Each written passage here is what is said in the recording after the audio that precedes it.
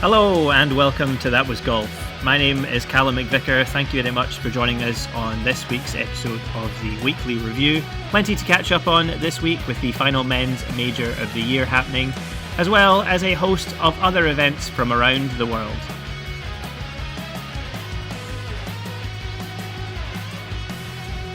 We start this week with the Clutch Pro Tour, where it was the Abridge Open, held at Abridge Golf and Country Club in Romford, England. Winning here was Declan O'Donovan. In only his second start on the Clutch Pro Tour, Declan O'Donovan is already a winner. O'Donovan, who got his first pro win earlier this year on the PGA Tour of Australasia, shot rounds of 71, 66 and a final 68 at the par 72 course, to finish on 11 under par and 2 shots ahead of 4 players in tied second place. His standout round, the 66 6 under in round 2, spectacularly kicked off with 5 straight birdies. With 5 events left in the season, O'Donovan jumped straight to 19th place on the season's order of merit.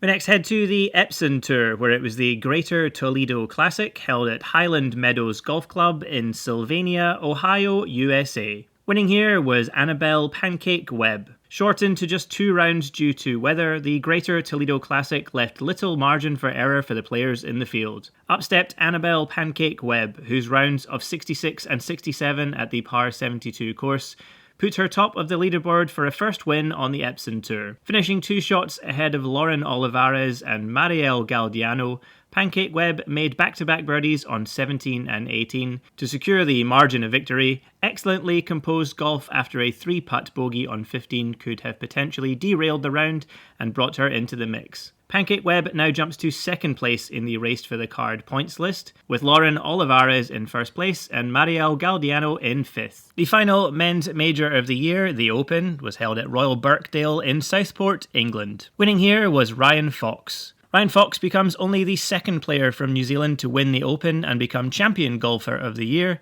since Bob Charles in 1963. A thrilling conclusion to the final men's major of the year saw Fox make 4 birdies across his final 6 holes, with a 12-foot putt on 18 the eventual decider, to finish on 10 under par and crucially 1 shot clear of Cameron Young, whose final round 64 6 under had placed him as clubhouse leader with Fox still out on the course. Sam Burns had led heading into the final round, but a trio of bogeys on the front 9 and a final round 72 2 over saw him drop to solo third and continue his wait for a major, after also missing out on last year's US Open, having held the lead heading into the final round. On the JLPGA, it was the Mayu Sada Ladies Golf Tournament, held at Sendai Classic Golf Club in Tomiya, Miyagi Prefecture, Japan. Winning here was Mayu Abe. A scintillating weekend of golf from Mayu Abe gave the Japanese golfer a second career win on the JLPGA. After a tame start of 71 1 under and 72 under in her first 2 rounds, Abe went on to produce some truly astonishing golf, shooting a bogey-free 64 8 under in round 3 and then even better a bogey-free 63 9 under in the final round,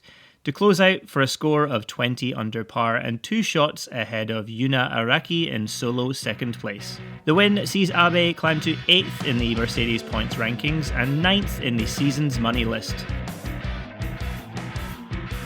Out on the PGA Tour, it was a co-sanctioned event with the DP World Tour.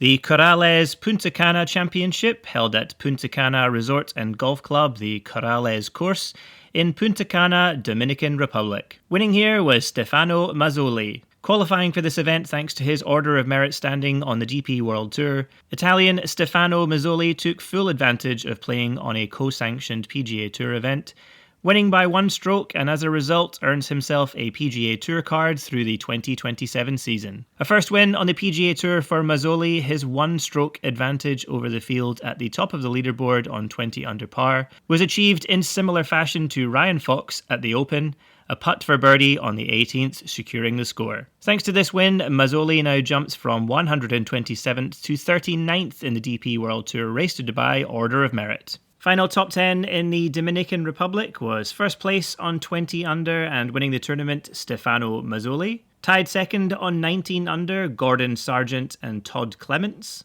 Tied fourth on 18 under was Will Gordon and Ben James. Tied sixth on 17 under was Joe Highsmith, Marcel Schneider and Jakob Skov Olsen, and tied 9th on 16 under was Zach Bouchot and Thomas Rosenmüller. Out on the Annika Women's All-Pro Tour, it was the Texarkana Children's Charity Open, held at Texarkana Country Club in Texarkana, Arkansas, USA. Winning here was Tilly Clagget. Win number 2 on the Annika Women's All-Pro Tour this season for Canadian Tilly Clagget. A final round 67, 5 under par, one of only 7 rounds under par in the final round, and the best by 1 stroke was enough to see Clagget finish comfortably out in front of Julia Missemer in solo second place. Both Clagget and Missemer receive an exemption into the Epsom Tour's Hartford Healthcare Women's Championship, which takes place this week. Clagget now climbs to second place in the Callaway Race to Qualifying Order of Merit as a result of this win.